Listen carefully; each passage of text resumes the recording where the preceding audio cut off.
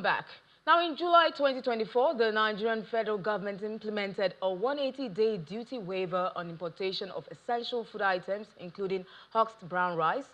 And this policy aimed to alleviate escalating food prices and address food insecurity by temporarily reducing import costs. Well, let's discuss the impact so far with Mr. Peter Adama, as chairman of the Competitive African Rice Forum. Nigeria joins us from our Abuja studio. Good morning, Mr. Peter. It's good to have you on the program.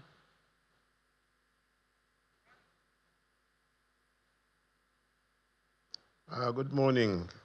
It's a pleasure to be here. We're just talking about rice here. It's one of the, is our staple food in Nigeria. And the price has been skyrocketing, but we've seen a decline. But we want to know if it has anything to do with the duty waiver. How did that duty waiver that was implemented, how did it affect the balance between imported and locally produced food items in the country?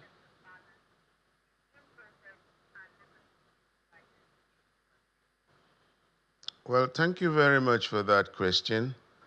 I would want to tell you that, in fact, some of our senior colleagues in the milling industry, millers and processors, when these prices of foodstuff, particularly rice, came up, they were the ones who, brought up this solution and made recommendations to government of the Federal Republic of Nigeria that, some import quotas be given and then waivers be given so that it will crash down the prices of rice in particular. Now, when these solutions were given, unfortunately, those who participated, those who had in fact built up the rice industry in this country, were not, given the opportunity to, have the waivers for them to import this rice. And unfortunately, what we are seeing today, instead of the brown polished rice that is supposed to come into the country, we are seeing finished rice coming in, and at the same time, smugglers are also bringing in a lot of rice into the country, and that is affecting us, affecting the generality of the Nigerian rice value chain. And that's why we came and asked for the government to look at it once again and not to embark on this selective allocation of waivers. But if everybody is going to get it, particularly within the millers, they should be able to get these waivers so that a level playing field will be given to every other person, collect the meals, collect, the brown rice and mill and sell based on what the government will, direct. So these are the issues on ground that, we're raising concern in as far as the waiver and import waivers are all about. Thank you. So you spoke about smuggling and that impacting the real reason why this import waiver was given in the first instance. Recent news, we've seen that illegal imports of rice has flooded the country from Benin Republic. That's per boiled rice, and that has driven down the price of rice from about, say, 80,000 to 90,000 to about 50,000 naira.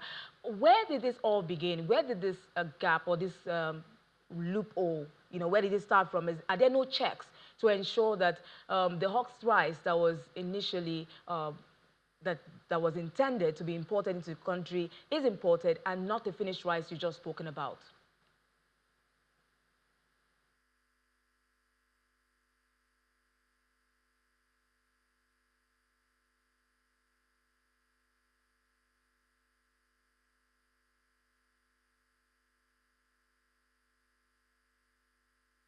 Sorry to butt in there, to hold your thoughts there, but right now for our DSTV viewers, we are going live for a TVET initiative press launch with the theme Advancing Skills, Empowering the Future, and that's been organized by the Federal Ministry of Education.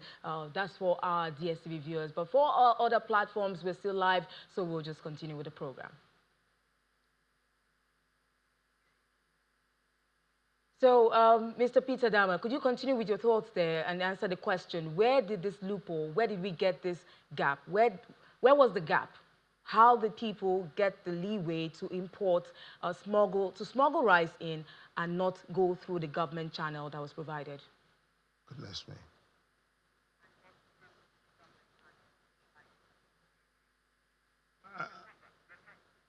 Well, what I have said is like the issue of our porous borders have been there, and the smugglers have been active, not just now, but they have been there. And I have said that we have, at several occasions, made representations to the government, telling them about the activities of the smugglers. The Nigerian Customs Service has done their best, but we think that the Nigerian Customs Service should be well equipped with technology in order to track down these smugglers that have been coming into the country with lots of smuggled rice. But then, you had also spoken about the brown rice.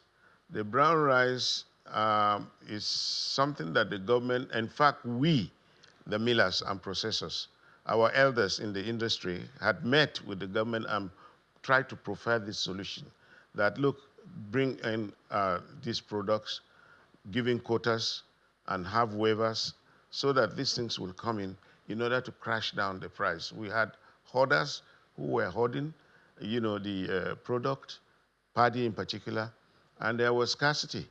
So government listened and went ahead, but unfortunately, as I said, um, the government, had a selective waiver given out to people that we believe are not even into rice milling to bring in rice. And instead of coming in with, polished rice, which we thought that would be given to millers and processors to process, that is not what the case is all about. So we are having very serious challenges in terms of disposing and marketing our products. So with this decline we're seeing now, and also there's been a decline in consumption because of the cost of rice, obviously. Um, what other engagement or what other platforms do you think you can engage the government to ensure that local farmers and industry stakeholders in policy making can ensure a balanced outcome, to ensure that we have self-sufficiency in terms of our rice production?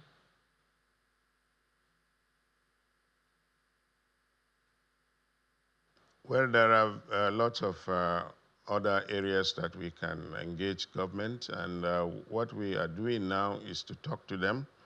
We have asked for meetings in order to, put this case before them, and we are also, talking to our members to ensure that they don't just close down their factories, so that we don't just fall behind, because in Africa, particularly in West Africa, Nigeria is considered as one of the greatest rice producing country.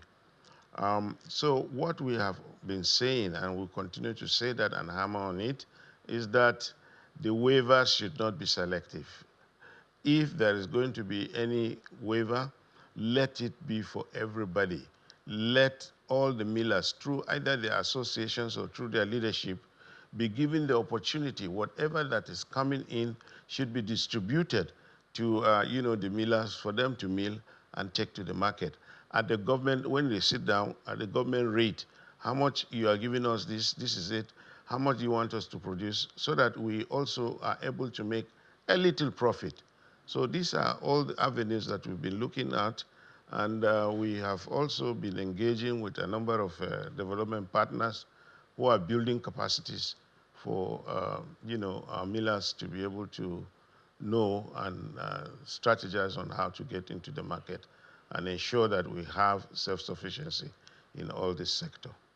So speaking of the millers right now, how many mills are we looking at in the country to be able to shore up production and scale our rice production in Nigeria? Because looking at the data, the USDA forecast that rice imports is going to hit about 1.5 million metric tons for 2024 and 2025.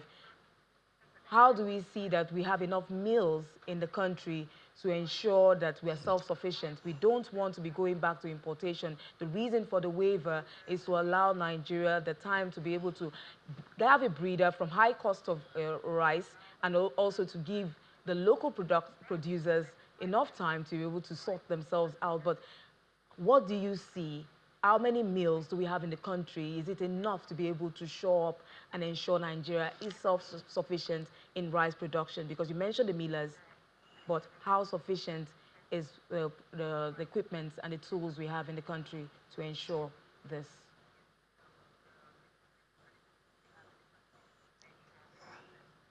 Well, Nigerians have invested in installation of private mills, and we have integrated rice mills that are up to 83 in number. We also have 1 million small and medium scale rice millers that are scattered all over the country. And I can tell you that we're able to produce well over 6.5 to 7 million metric tons, although that is just not enough for the Nigerian population. But then the gap that we are, we've been unable to meet, that is why I told you we suggested that the government can come in with some quotas and then these waivers that we've spoken of. But again, as I have continued to say, is that the waivers were just given selectively. Not all the millers who in fact prefer the solution for these effort to close the gap are given this opportunity. So we're still waiting, but we hope that as soon as it should be done as soon as possible, so that we're able to meet up with the deficit and gap that we've been lacking in the sector. They're opening up their borders now. They import the restrictions they had on exporting rice, and we've seen rice flooding in. Rice consumption is possibly going up now. Do you think our local millers here or local production can compete with the global space in terms of consumption and production? And also, what do you see, how do you see, what production do you see Nigeria scaling to before the end of 2025?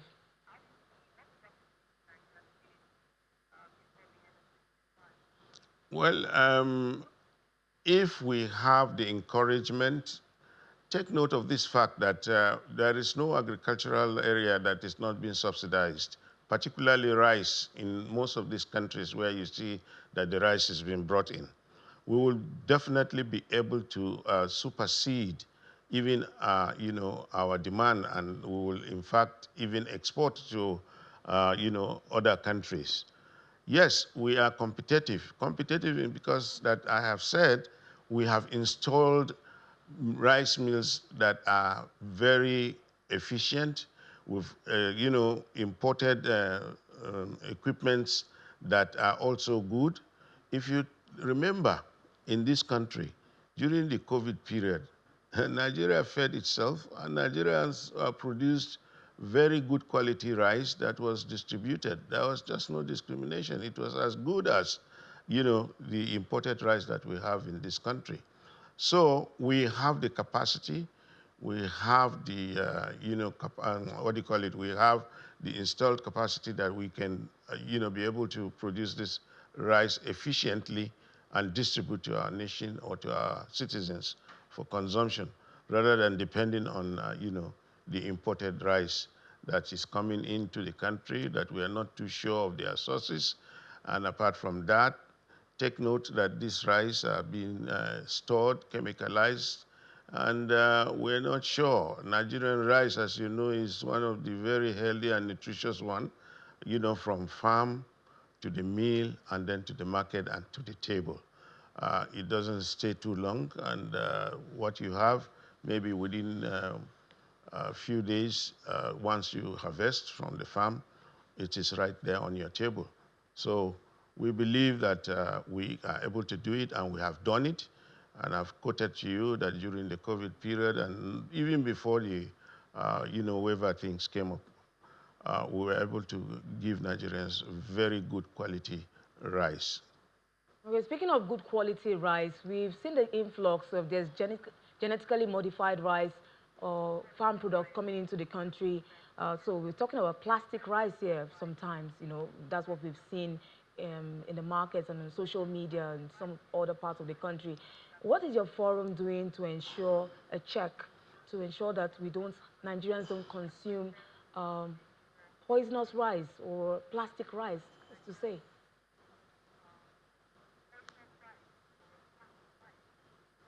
No, let me correct this impression. There is no plastic rice anywhere. In fact, people just come up with the stories of plastic rice. There are researches that have been done. Anything plastic, by the time you take it to put it in the fire or in the pot to cook, it will melt. So all those things are not true. So I want to debunk that aspect that we don't have anything plastic rice coming into this country. What we are saying is that the rice that is being stored in the different countries that are coming in to Nigeria are rice that have stayed in the silos, chemicalized, and we are scared that, they might not be good for our consumption. And as such, we ask that such kind of rice should not be allowed to come in. But the issue now is like Nigerians, because of the little hunger and the problems they are having in terms of whatever, anything anybody finds and he thinks is good, he wants to consume it. But we are alerting that, necessary steps to be taken, particularly when the rice are brought in, they should be properly checked in order to ensure that they are good. But I want to assure you again that Nigerian rice is a quality one, and Nigerian rice is good, healthy, and nutritious for our consumption. Thank you so much, Mr. Peter Dama. It's good to know that assurance Nigerians need to have that. Thank you for joining us, the chairman of the Competitive African Rice Forum. Thank you for joining us on Business Morning today.